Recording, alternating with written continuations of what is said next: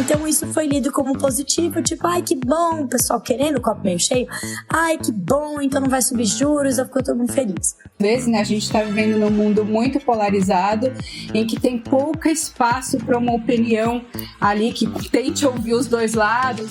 Que as pessoas entendem apostas como investimento, é tipo você entender que uma Mega Sena está equiparada a um investimento em corretora. Bancos centrais mudaram de orientação no Terraço Cast de número 426. Fala pessoal, Caio Augusto, diretamente da noite de 6 de maio de 2024, em Ourinhos, para o 426 do Terraço Cast. Neste, estou com o trio mais amado do Brasil. E aí, Raquel de Sá? Alô, alô, terraceiros e terraceiras! Aqui quem fala é ela, a mulher do tempo sem tempo, que está tão sem tempo ultimamente, que tá aqui tentando decidir se vai pegar ali, se vai dar tempo para ter aquela última aula de Pilates, né, às 45 do segundo tempo, na sexta-feira. Vamos ver, eu quero todos torcendo pra Raquel, pra ela conseguir fazer tudo que ela precisa nesses últimos momentos da sexta-feira, momento em que eu gravo este glorioso podcast para o nosso glorioso âncora não ficar bravo comigo. Mas como vocês vieram aqui só pra saber a previsão do tempo, segue previsão do tempo. Previsão de muito calor, muito calor, exceto no sul do país. No sul do país, gente, o negócio tá feio. Não dá nem pra fazer piada que eles brigaram com o São Pedro, porque o negócio tá muito feio. E eu espero, de verdade, que eles façam as pazes com o São Pedro, né? E que pare de chover e causar nessa região do país. Mas, né, afinal de contas, é São Pedro mesmo. Não tem nada de aquecimento global neste mundo, né? Não é só uma grande coincidência que aqui tá fazendo um calor infernal em maio, né? Que na Europa tá numa onda de frio maluca e que a gente tá tendo chuvas completamente atípicas e muito fortes no sul do Brasil. Nada acontecendo, qualquer semelhança, mera coincidência. As coisas no sul estão complicadas ultimamente. Você que está ouvindo esse podcast, já contribuiu de alguma maneira para aliviar o que acontece lá agora? Fala, Renata Couto. Alô, terraceiros. Oi, Caio. Oi, Fernanda. Oi, Raquel. Oi, pessoal. Espero que todo mundo tenha passado aí um ótimo feriado de 1º de maio. E a gente tá de volta aqui no podcast do Terraço e eu de volta à Califórnia, trazendo o boletim internacional para vocês. Como vocês sabem, aqui, Renata falando. Eu tava de férias no Brasil, mas agora voltei. Vou passar mais uns 2-3 meses aqui na Califórnia antes de voltar pro Brasil de novo. Renata de volta das férias. Temos de novo nossa correspondente internacional. E bem lembrado, feliz 1º de maio com um leve delay. Tudo bem, Fernanda Pérez de Mello? Fala, Caio e meus amigos do Terraço Cast. Que prazer estar com vocês em mais um episódio. Hoje a gente vai falar sobre esse tema que movimentou as redes sociais na semana passada, com o assunto de que os brasileiros entendem aposta como investimento. Que história é essa? Time completo, uma vez mais. Vamos então ao 426. Raquel, do final do ano passado até agora, o mercado passou de Fed vai cortar 7 vezes a, se bobear, Fed até sobe juros. Para além dessas expectativas, teriam bancos centrais como o Fed e o Banco Central do Brasil mudado de ideia? O que essas instituições estão vendo? E agora vamos àquele bom dia, boa tarde, boa noite, né, para as minhas queridas companheiras de podcast, para Rei e para Fê. E, claro, para o nosso âncora, Caio Augusto, que, sim, já me lançou na pauta como faz, né, como a gente tem ali os nossos colegas do Petit Jornal, nessa pauta aí de o que esperar pro Copom, o que rolou com o Fed, né, com o FONC. Então, assim, gente, quando vocês ouvirem esse glorioso podcast, se vocês ouvirem depois dessa data, vocês vão testar se eu tava falando abobrinha, né, se tava certo aquilo que eu tava falando, né, ou se vocês vão falar assim, nossa, gente, Raquel viajou, não aconteceu nada disso, e é isso. Então fica aqui esse teste, né? Esse teste, vamos ver aí, mandem aqui pro Caio Augusto, né? Um alô pra gente aqui no Spotify, dizendo que se manda pro Caio, manda pra mim no Instagram, se vocês ouviram, se eu tava certo, se eu tava errada. Vamos aguardar os feedbacks. Mas falando primeiro do FONC, né? Que é o Comitê de Política Monetária dos Estados Unidos, lá do Banco Central Americano, porque esse não tem como eu errar, porque esse já foi, não é, minha gente? Então vamos lá, o que aconteceu lá no FONC? Bom, foi o seguinte, surpreenderam um total de 0 pessoas. O FONC decidiu manter as taxas básicas de juros dos Estados Unidos entre 5,25% e 5,5% ao ano. surpreendendo o total de 0 pessoas, porque todo mundo já esperava isso, que eles não fossem reduzir os juros neste momento.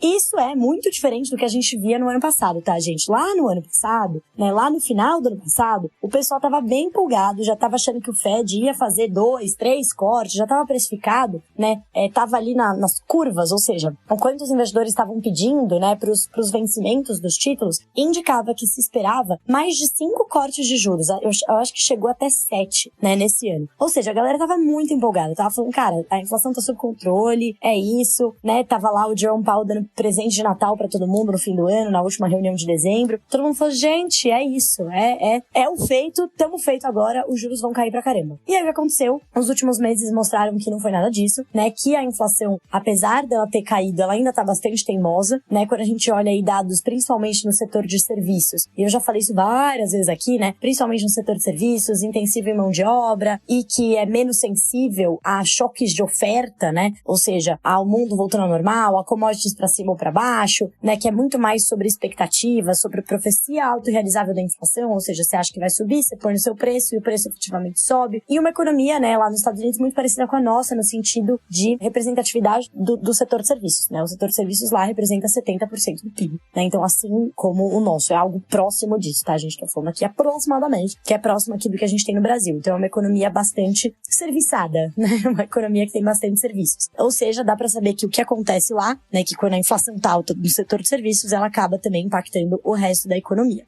Bom, então a gente ainda tem essa preocupação, né? O Banco Central americano ainda tá olhando pra isso. Tá olhando pro desemprego, né? O desemprego saiu dado hoje, dado quentinho, gente, quentinho. Saiu dado de desemprego que, na verdade, veio pior do que o esperado no sentido do mercado de trabalho. O mercado de trabalho tá pior, né? Ou seja, tá menos apertado, mas essa notícia é boa. Por quê? Porque todo mundo quer que o pessoal fique desempregado? Não, já falei isso várias vezes aqui também, né? É porque quanto mais apertado o mercado de trabalho, mais isso pressiona os salários, pressiona a inflação e acaba obrigando, né, os bancos centrais a deixarem os juros altos por mais tempo, ou subir os juros, enfim, dependendo do momento. E aí esses dados de desemprego vieram aí até surpreenderam, né? Veio uma taxa de desemprego que aumentou 0,1 ali, foi para 3,9. Tava aqui procurando este dado, né? Então foi para 3,9%, a força de trabalho, né, aquelas pessoas procurando emprego, subiu um pouquinho também. E na parte positiva, né, assim, numa outra leitura boa também, no sentido de controle da inflação, os salários, né, eles continuam crescendo acima da inflação, quando a gente olha em 12 meses, né, mas eles diminuíram. Então o ritmo deles de crescimento tá em 3,9%, que é o menor desde maio de 2021. Então foram boas notícias no lado do emprego, mas ainda segue a cautela. E é isso que a gente já trouxe aqui várias vezes, né, que é aquela mensagem de alto por mais tempo, e eu tô achando muito legal que pouca gente tá falando higher for longer, né, agora, essa é uma coisa que eu pensava, é high ou é higher, né, porque se for mais alto, é mais alto do que o quê? Mais alto do que antes, mais alto do que a gente achava, mais alto do que o histórico, fica meio complicado, né, e aí eu gostei que tem muita gente agora falando altos por mais tempo, high for longer, né, então faz mais sentido na minha cabeça.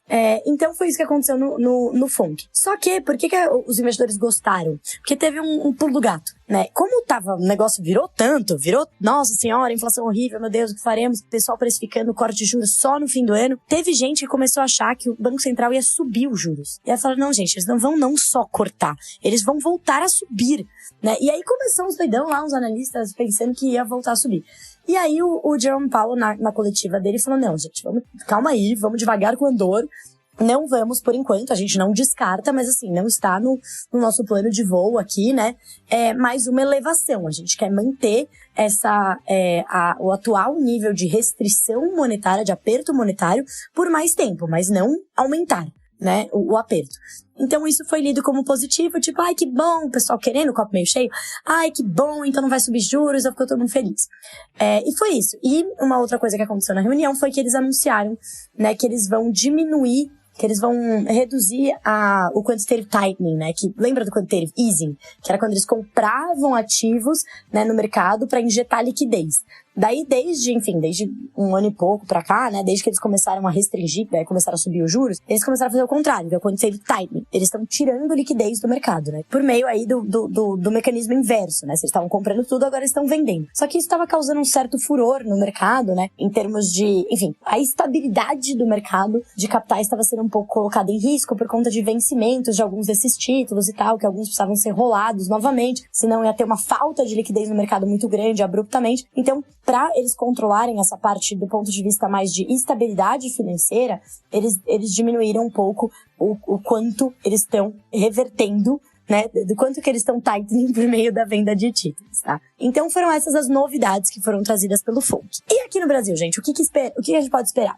Então, depois de muitas reuniões em que eu falava surpreendendo um total de 0 pessoas, essa reunião parece que sim vai surpreender algumas pessoas. Por quê? Há algumas semanas atrás, acho que agora já faz uma semana e meia, o Campos Neto, nosso presidente aqui do Banco Central, ele deu uma entrevista aberta, né, nas reuniões que são feitas, né, às margens das reuniões do FMI, as Spring Meetings, né, tem vários bancos e tal, várias instituições que fazem uma série de reuniões.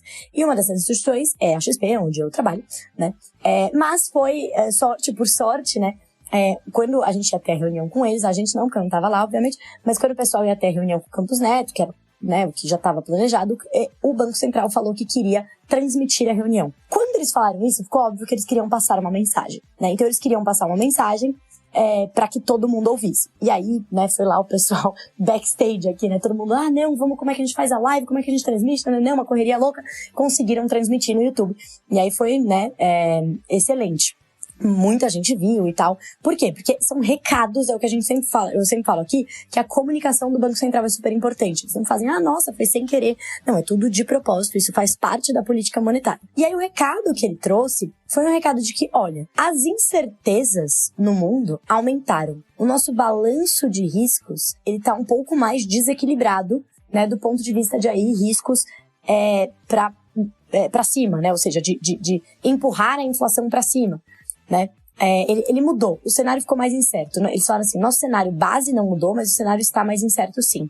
Né? Então o que aconteceu desde então? Teve toda essa virada, né, de comunicação do próprio Banco Central americano, teve os dados, né, alguns dados seguidos de inflação americana que veio pior do que o esperado, então teve essa precificação na curva de juros americana, e o principal canal de transmissão, né, quando a gente olha, mas o que tem a ver os juros futuros lá nos Estados Unidos com a nossa taxa básica de juros aqui, né? Claro que as taxas de juros são sempre relativas, eu também falo isso bastante aqui, tô começando a achar que eu tô repetitiva, mas tudo bem, que quem é a gente na fila do pão para pagar menos do que os títulos americanos, né, que são considerados o título de risco zero. Porém, por mais que, enfim, tenha essa relação de taxas de juros com taxas de juros, também tem um canal de transmissão que ele é até mais rápido, né? E aí ele não é só da taxa de juros de longo prazo, ele também é das taxas de juros de curto prazo, que é o câmbio, né? Quando a gente tem taxas de juros altas nos Estados Unidos e a percepção de que elas vão ficar altas por mais tempo, você tem uma valorização do dólar, porque isso puxa mais dinheiro para lá, eles estão pagando mais, eles estão atraindo mais dinheiro. E o câmbio tem uma relação direta com a inflação. Então, além de pressionar a nossa taxa de juros futuras aqui, no curto prazo, né, quando a gente olha para a política monetária, para o Banco Central controlando os juros do curto prazo, isso também impacta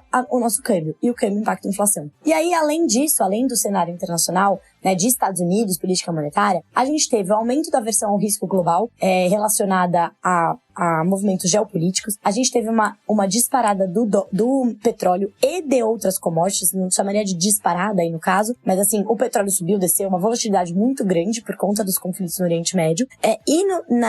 Olhando para as commodities, e aí também tem a ver com o conflito, tem a ver também com o conflito ainda latente na Rússia, mas também tem a ver com a demanda de vários países emergentes crescendo nesse momento, China, Índia principalmente, estão puxando as commodities para cima. Então aquela pernada que a gente viu de commodities para baixo na virada do ano, ela já reverteu. Então já teve uma elevação novamente de commodities que preocupa também o Banco Central. E além disso, aqui dentro, o cenário também ficou mais incerto para a inflação. A gente teve uma atividade econômica, né, os últimos dados do mercado de trabalho e de atividade econômica aqui, produção industrial, varejo, serviço, etc., mostraram que a economia está bastante resiliente, principalmente quando a gente olha para o mercado de trabalho. Então o último dado de mercado de trabalho aqui, né, é queda quando a gente coloca alto lá, gente, para ninguém me corrigir, quando a gente faz o ajuste sazonal, veio uma queda na taxa de desemprego, né, que é importante fazer esse ajuste. Ou seja, a taxa de desemprego está nos níveis mais baixos desde 2014, tá? Então, isso pressiona bastante os salários, e o Banco Central está muito de olho nisso. Então, por mais que as nossas leituras aqui de inflação, as últimas, não tenham sido tão pior, foram até melhores, né, do que o esperado, o IPCA 15, o último IPCA, essas preocupações aumentaram. E aí o Banco Central, o Campos Neto mudou a linguagem, mudou a postura, falou, olha, não falou desse jeito, mas ele basicamente, eu não lembro as palavras, mas ele basicamente falou assim, olha, aqui aquele forward guidance, aquilo que a gente tinha falado que ia ter na nossa última reunião, que a gente falou que, vamos ter mais uma redução da mesma magnitude, talvez não seja tão certo assim, né? Então eles ganharam o que a gente chama de graus de liberdade, deixamos mais aberto para a próxima reunião já. Ele tinha ganhado grau de liberdade para depois dessa reunião de maio, né? No último comunicado. Agora ele quis comprar graus de liberdade para essa reunião já de maio, que acontece quarta-feira, né? Então, e por isso que essa reunião vai surpreender algumas pessoas, né? Porque tem parte dos analistas que acha que vai ter uma queda aí de 0,25, parte que vai cair 0,5, né? E também tem a gente vai ser importante olhar se vai ser uma decisão unânime ou não, porque isso é importante, né? Porque parte do Banco Central pode não querer votar por essa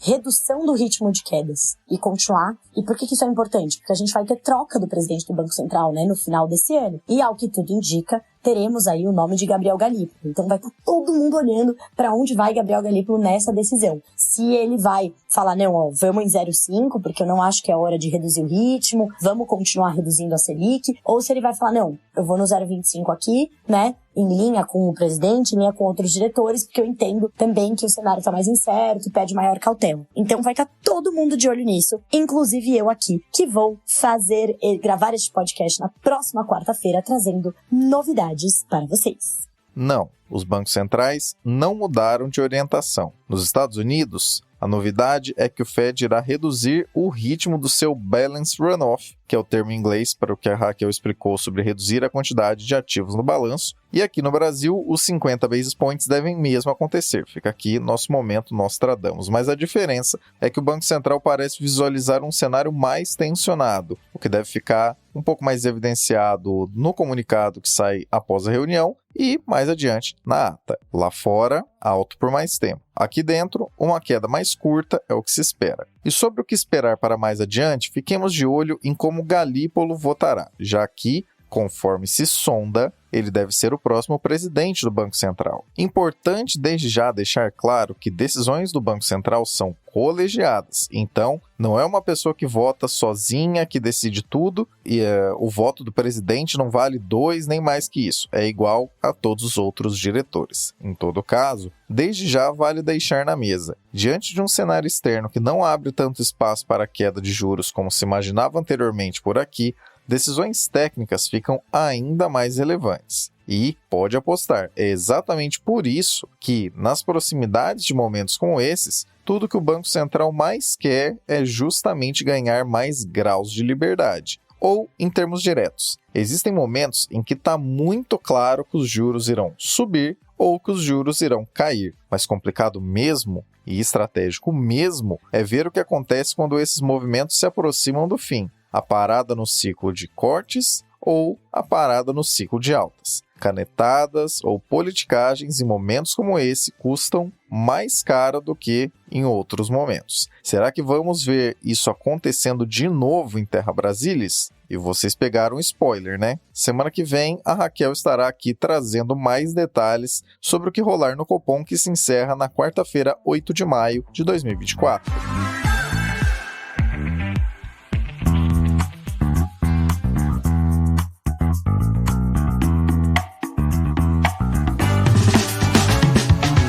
Confira na nossa Linktree todos os meios possíveis de acompanhar o Terraço Econômico. Nossas redes sociais, parcerias ativas, e-books e até mesmo como você pode cadastrar seu e-mail para receber nossa newsletter semanal, a Reflexionários. Então, para resumir a ópera, não deixe de visitar nossa Linktree. Esse link está na descrição desse episódio.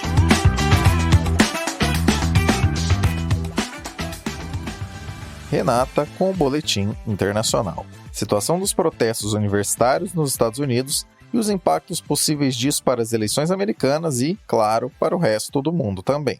Essa semana o Caio pediu para eu comentar um pouco o que está acontecendo aqui nas universidades dos Estados Unidos, né, os protestos contra Israel, contra a política de Israel, a favor aí dos palestinos, né, pensando nas pessoas que estão principalmente na faixa de Gaza, e quais são, assim, o que a gente pode esperar de consequências desse tipo de protesto para o mundo, para os Estados Unidos, especialmente, né, como vocês sabem, a gente tem falado, acho que quase todos os podcasts aqui do Terraço, quando eu falo de política internacional, é que a gente tem várias eleições acontecendo esse ano, e uma das principais, sem dúvida é a eleição nos Estados Unidos, que acontece no dia 5 de novembro, e que a gente deve ter aí mais um embate entre o Joe Biden e o Donald Trump. Aliás, o Joe Biden falou essa semana que ele está pronto para debater com o Donald Trump. Vamos ver o que acontece, né? Debate presidencial é uma tradição da democracia americana, mas a gente tem dúvidas aí se vai rolar algum debate ao vivo entre o Trump e o Joe Biden, porque por razões algumas semelhantes, outras diferentes, nenhum dos dois parece estar querendo muito debater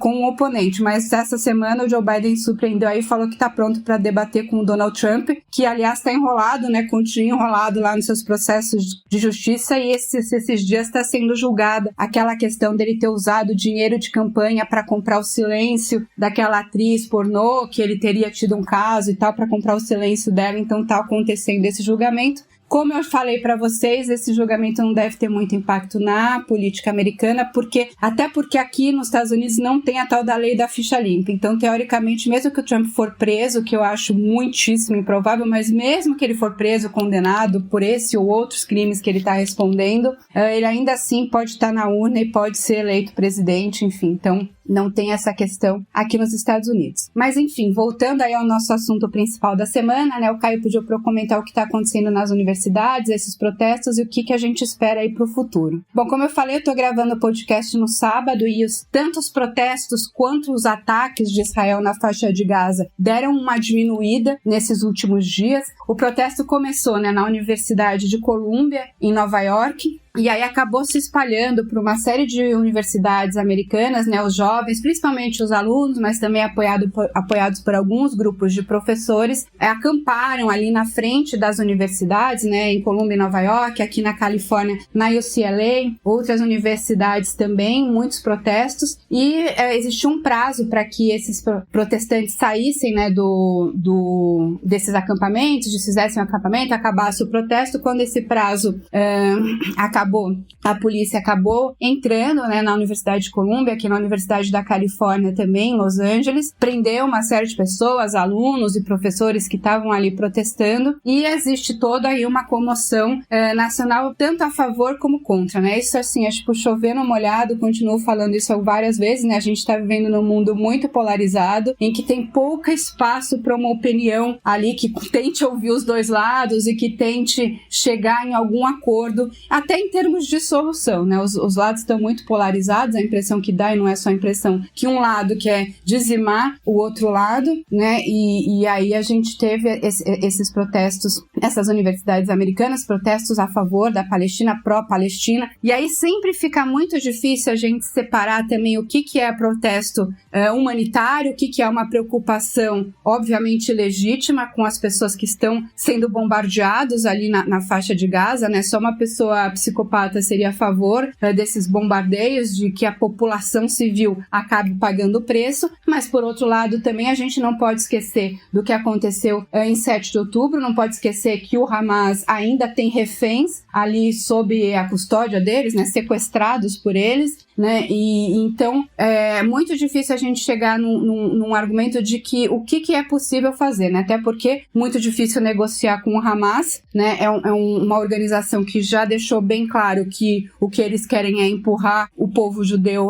para o mar. E também, por outro lado, a gente sabe que o governo do Netanyahu está com sérios problemas de legitimidade, né, e que vinha sufocando cada vez mais os palestinos que vivem não só na faixa de Gaza, mas também ali na Cisjordânia, né, colocando medidas cada vez mais restritivas ali para aquelas pessoas que estavam morando dentro de Israel, dentro das comunidades palestinas. E isso é uma bomba relógio que ia explodir a qualquer momento, e explodiu da pior maneira possível no ano passado, quando teve aquele ataque do Hamas, né, que matou um monte de gente, sequestrou, estuprou, tem todos os reféns ali. Então é uma situação muito difícil. Mas se a gente for pensar, né, de impacto, porque a gente não espera, infelizmente, que essa solução na faixa de Gaza ou em Israel, naquela região, melhore ou seja solucionado no curto prazo. Pelo contrário, né, a gente está vendo aí não vou dizer nem um cessar-fogo, porque não está, mas uma espécie de trégua nos últimos dias, né? Diminuiu bastante o número de mísseis, o número de ataques de Israel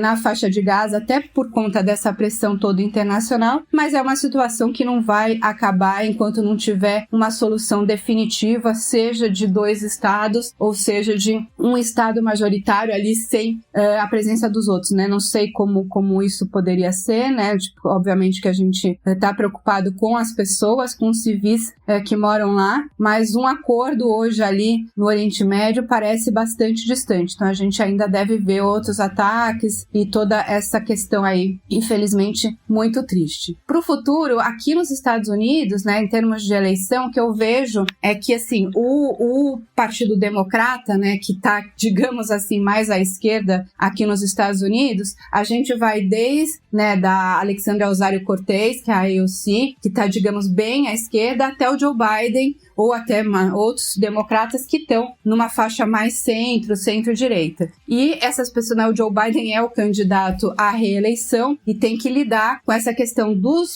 digamos, mais à esquerda ou mais radicais do Partido Democrata, que foram lá, por exemplo, junto com as pessoas que estavam protestando e tirando selfie com as pessoas, com quem estava protestando ali. E essa questão a gente sabe, né, que em geral a maioria da opinião pública não gosta desse tipo de, vou colocar aqui entre aspas, de baderna, né, de protestos que acabam destruindo as instalações públicas, e também o antissemitismo, que infelizmente tem crescido muito no mundo inteiro, e aqui nos Estados Unidos não é diferente, né? A gente viu alunos judeus sendo hostilizados com faixas, com gritos e tal, né? Então, assim, uma coisa é você protestar a favor dos palestinos, outra coisa é você querer hostilizar os seus colegas judeus que, enfim, não tem nada a ver com isso, não são eles que estão atacando lá, né? Até estava comentando com o Caio sobre isso, né? A minha opinião bem pessoal, se eu fosse uma pessoa judia que estivesse morando em Israel, eu estaria nas ruas protestando contra o governo do Netanyahu, pedindo que ele caísse, né? Até porque, assim, o governo do Netanyahu realmente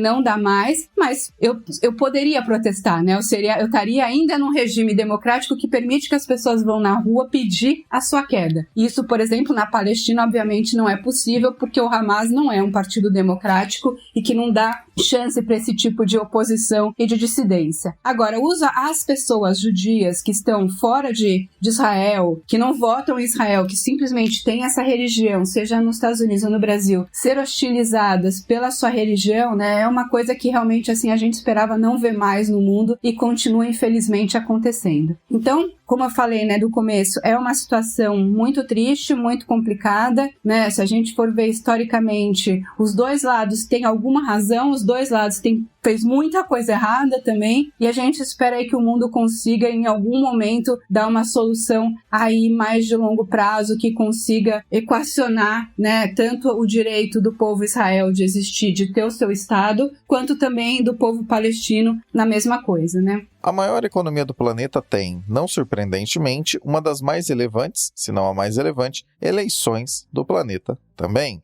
E por lá, o salseiro está severo. A América se divide entre um enrolado Trump e um monotonamente ensimesmado Biden. E sim, em anos eleitorais, movimentações das mais diversas podem trazer influência a quem vota. Uma dessas movimentações que vale ficar de olho é a promovida pelos protestos em universidades americanas, conforme a Renata bem explicou. Pacíficos ou não, defendendo o indefensável ou não, tenham em mente que tais protestos motivam a opinião pública de quem vota, e isso fica ainda mais em evidência quando se tratam de protestos em locais tão visados quanto essas universidades são. E mais, em um xadrez geopolítico local já bem complicado, as reações de Biden enquanto presidente e Trump enquanto candidato também contam. Se Biden se posicionar muito a favor de Israel, pode perder votos de quem endossa tais movimentações, mas se ficar muito reticente, perde outros votos. Trump, cuja postura é de resolução rápida desses conflitos, já te contamos aqui algumas vezes que tipo de coisa que ele visualiza para o conflito na Ucrânia, inclusive,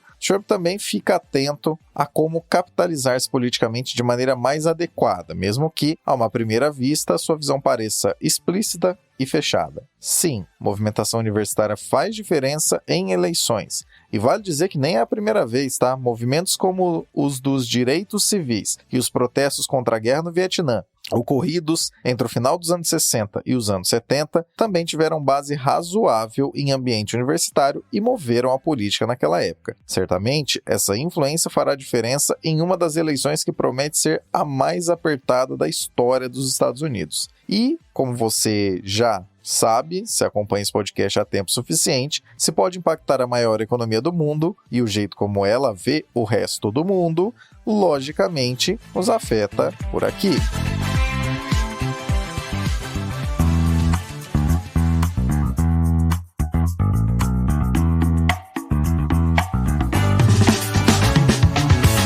Gosta de como os conteúdos do Terraço Econômico traduzem e desmistificam as coisas? Saiba que não fazemos isso apenas com análise dos cenários, mas também para parceiros comerciais. Para saber como o seu negócio e o nosso negócio podem ser parceiros, visite na nossa Linktree o item Contrate o Terraço. Quem sabe seu produto ou serviço pode não apenas ganhar uma descrição mais adequada, como também acessar as centenas de milhares de pessoas que nos acompanham todos os anos. Já pensou?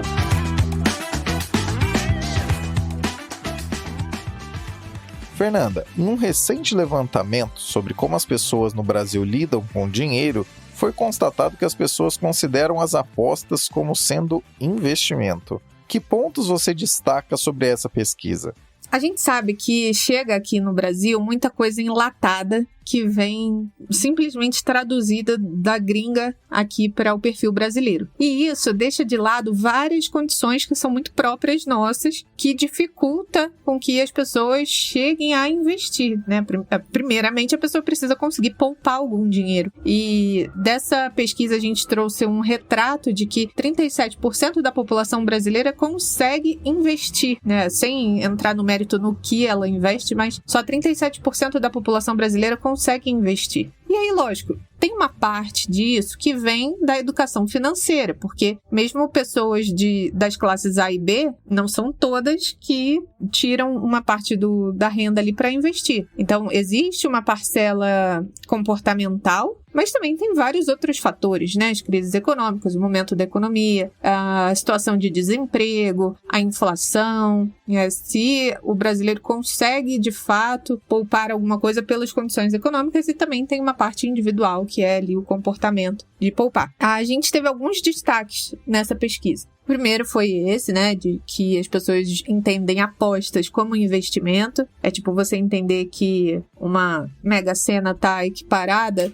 a um investimento em corretora. E um outro destaque foi a visibilidade de bancos digitais, que estão sendo conhecidos e usados pelas pessoas cada vez mais, inclusive para investir. E, bom, vamos lá. Essa já é a 7ª pesquisa que a Ambima faz para entender as atitudes adotadas pelas pessoas para economizarem. Então, uma parte vem da privação, digamos assim, né? Diminuição de gastos, trabalhar mais, guardar uma parte do salário, né? Que acaba sendo uma forma de privação. E uma outra parte vem do comportamental, de evitar compras desnecessárias, pesquisa de preços, não fazer dívidas desnecessárias e por aí vai. E 42% das pessoas que economizaram aplicaram em produtos financeiros. Ou seja, menos da metade das pessoas que conseguiram guardar dinheiro investiram em produtos financeiros. Se a gente for entender como isso se diversifica, né? Isso diversifica-se fora do mercado de capitais. A gente tem 42% aplicando em um produto financeiro, 17% guardando parado na conta, 7% comprando imóveis, né?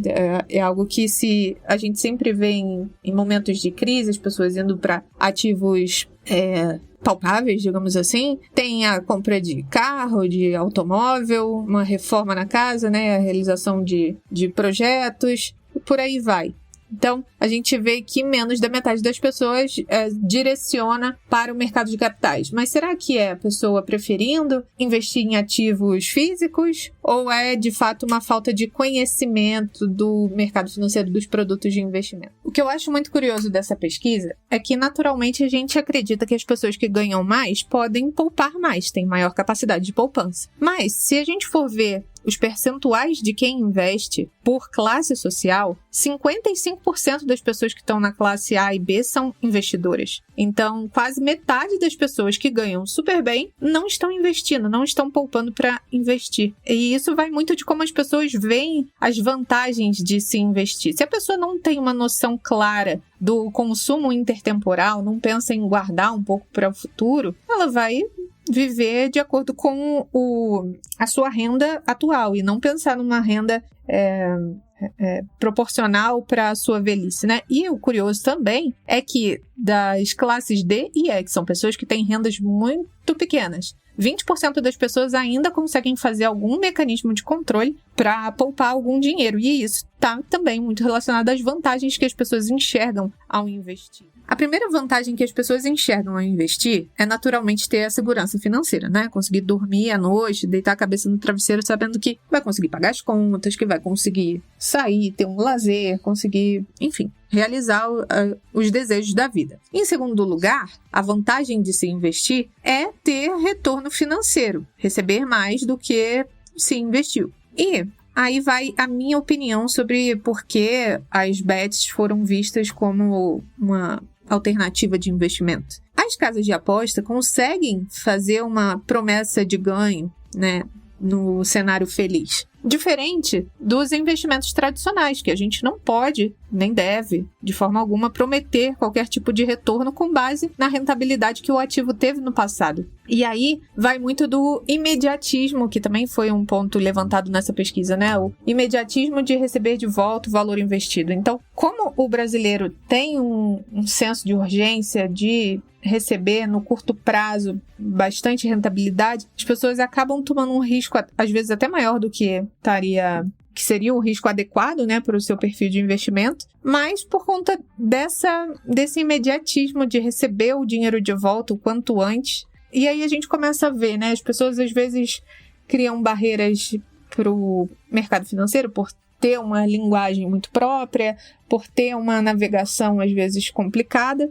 Mas os sites de casas de aposta, às vezes, até emulam esse comportamento, né? Para fazer parecer que uma aposta é um investimento, ela tem uma característica de home broker. Então, as pessoas ficam um pouco divididas e acabam correlacionando as duas coisas. A pesquisa também trouxe alguns resultados para consolidar a visão que a gente já esperava do investidor brasileiro. O primeiro deles é que a poupança é o produto mais conhecido entre as pessoas, é o que as pessoas mais têm conhecimento, e entre os mais utilizados a poupança ganha, disparado. Depois vem os títulos privados, os fundos de investimento, por aí vai. Os meios preferidos da população investidora de conhecer sobre produtos de investimento. Primeiro, falar com o seu gerente ou assessor de investimento. E isso é interessante ver como as pessoas que estão fora do mercado não diferenciam tanto o gerente do banco com o assessor de investimento, acredito porque os bancos tradicionais fizeram um trabalho de correr atrás da concorrência nova, né, a concorrência independente dos bancos, para equiparar o serviço, para prestar um serviço de qualidade, gerentes que conheçam de investimento. Depois, né, de falar com o gerente ou o assessor, tem consultar amigos e parentes, e isso tem importância bastante relevante. As pessoas acreditam muito na informação e na opinião de pessoas próximas. E no terceiro lugar, né, na sequência, vem o YouTube e a TV como os meios mais procurados pelos investidores, e isso vai diferenciando de acordo com a faixa de idade, né? Dois fatores que mais influenciam, dois marcadores, né, que mudam com o tempo, mudam o comportamento de poupar e investir: idade e classe social. Não tem como a gente mudar isso. Se a gente for analisar os millennials há 10 anos, eram pessoas que não acreditavam em imóvel próprio, que não queriam criar raízes, mas essas pessoas vão envelhecendo, né? Vão chegando em um outro momento, né? Um novo ciclo da vida, e aí as pessoas vão mudando o seu comportamento financeiro, né? O sonho da casa própria continua. A gente acreditava que as pessoas estavam deixando de querer uma casa própria, preferindo alugar para ter uma vida mais flexível, mas não foi o caso. E Um outro comparativo muito interessante também foi ver a diversidade no mundo dos investimentos. Os millennials seguem na liderança pela população investidora porque é justamente a geração que acompanhou a transição do mundo analógico para o digital, então tem maior capacidade de poupança, né, se comparado com a geração Z. E se a gente for analisar as gerações anteriores, são gerações que ainda usam mais a caderneta de poupança, né? Apesar de ser a geração que eventualmente acompanhou o congelamento da poupança, ainda usa bastante. Outro dado super curioso é que a população LGBTQIA+, investe mais do que os heterossexuais. Da população geral investidora, que é 37%, 43% é LGBTQIA+, e 37% heterossexuais. E isso, eu imagino, está relacionado à sensação de segurança que a população LGBTQIA+, é mais vulnerável. Então, a segurança financeira é um dos pilares de segurança que a população LGBTQIA+, precisa incluir para se sentir mais segura, né? Segurança que não se encontra em outros pilares da vida. Isso é bem interessante. O YouTube vem como primeira opção para essas pessoas se informarem sobre investimentos e, de toda forma, a poupança continua sendo o produto de investimento mais usado. Não tem como fugir, independente de todos os fatores, a caderneta de poupança vem como disparado o principal investimento para as pessoas. As conclusões são muitas, tá? Que a gente pode tirar dessa pesquisa e são muito particulares. Olhando os dados que a Ambima disponibiliza, cada um pode fazer uma interpretação ainda mais rica do que eles trouxeram na pesquisa, que foi bastante extensa. Mas os principais fatores que a gente pode ver, e as bets são consequência, são o estresse financeiro, o imediatismo, o autocontrole e as vantagens que as pessoas veem ao investir. Será que essas vantagens estão claras? Porque a gente imaginava que as pessoas tinham outras barreiras na hora de investir. Então, o mercado financeiro usa muito inglês para explicar alguma coisa. O inglês é uma barreira? Mas vamos lá, bets, né? Já começa por aí que está em inglês. E tem várias outras nomenclaturas em inglês. Então, a gente começa a entender quais são as barreiras e os porquês das pessoas. Vale muito a pena dar uma olhada no material que a Ambima disponibilizou para tirar suas próprias conclusões e entender as oportunidades que o mercado brasileiro pode ter nos próximos anos na educação financeira e no modo como as pessoas começam a conhecer sobre os produtos de investimento. O ponto mais complicado quando falamos sobre dinheiro é que, no fundo, todos estamos na busca de resolvermos todas as situações, com muitas aspas, por meio do dinheiro. O ponto paradoxal disso é que não somos, na média, educados para lidar com dinheiro. Algumas questões razoavelmente básicas, seja por subsistência ou desconhecimento, impedem avanços reais de muita gente. Em termos mais diretos, acabamos, sem querer, tratando o dinheiro muito mais como fim do que como meio. E em virtude disso, viramos escravos do vil metal. Abraço para quem entendeu essa referência. O ápice disso é considerar a aposta como investimento. Fato é que, na outra ponta, está o mercado financeiro que parte de pressupostos irreais, em muitos casos, e que tendem a afastar potenciais investidores e investidoras. Parece que é tudo tão complicado que a pessoa coloca dinheiro na caixinha dos assuntos chatos e que não devem ser mencionados jamais. Convenhamos, tirando o caso das pessoas que não conseguem fazer alguma poupança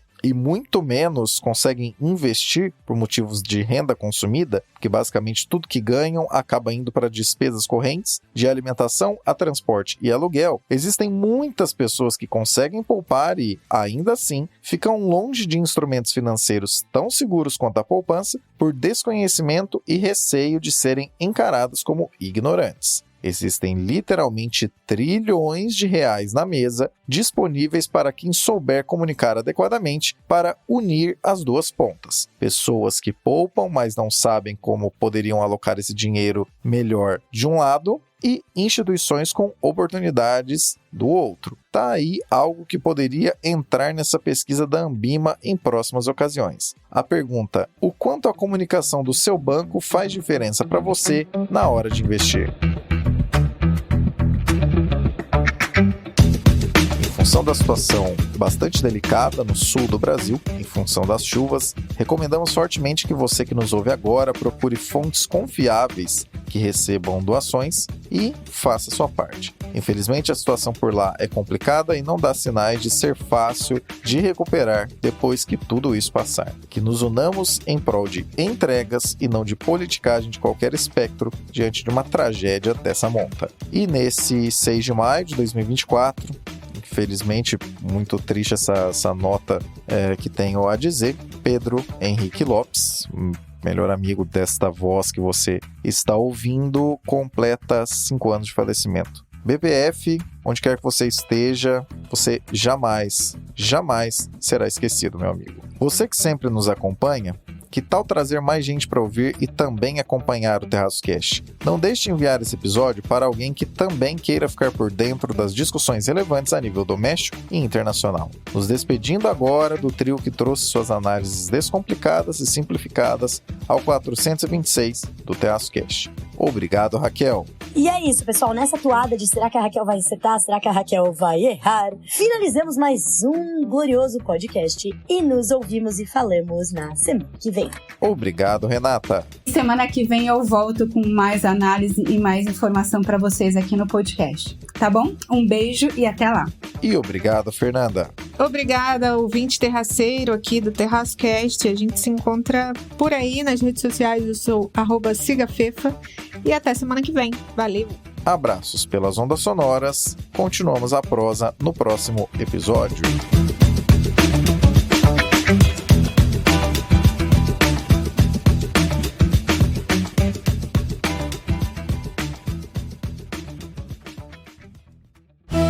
Este episódio foi editado por Atelas, soluções em áudio para podcasts. Encontre a Atelas nas redes sociais. É só buscar por @AtelasEdição.